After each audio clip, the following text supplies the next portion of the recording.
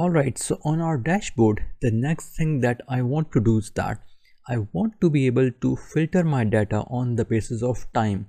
So I should be able to filter it by year, by quarter, by month, and even by day.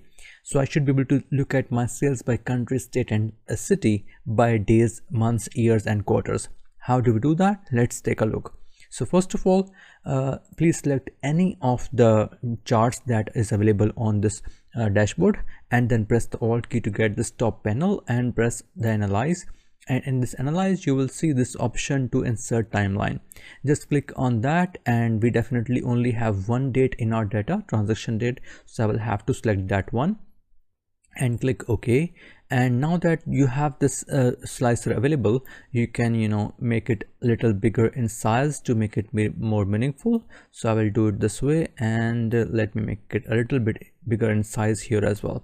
So basically, why I want to make it this big is that I should be able to select a month or even multiple months by using this timeline. So how do we do that? Let me show you. So if you see that you have a small selector here, so if you can simply click on this and drag it down, you can see that any of the months that you want. So for example, if you want to see any of these 4 months, these 4 months, you will select these 4 months here, and then you can see that your charts have been updated. And by the way, only this chart has been updated because other two are not selected. Let me first update the connections for these two as well. So right click on the state slicer here and click on report connections, and quickly let us select all of them and click OK. And now you can see that all of these charts have been updated to represent the sales from these 4 months. So if I just have to take a look at 2019, you can go here and simply select 2019. If you have to select any of the months, you can simply click on that one, and only that month will be selected, and then you can drag multiple months.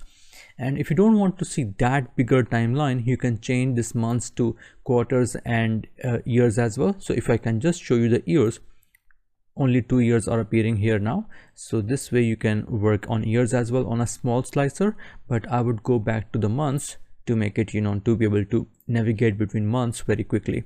So let me select all of them for now, or you can simply click on this cross icon. If I can just show you, I have multiple months quite a few months selected, and I will just click here, and then all of that months are back. So just one more thing that I would like to do before I move forward is that you can see that these charts are getting overlapped by this slicer here. So there are multiple ways to settle that. You can actually make this slicer smaller by just dragging it up like that, or you can bring these charts a little down. So both of these options are available, so I think that is fine for now.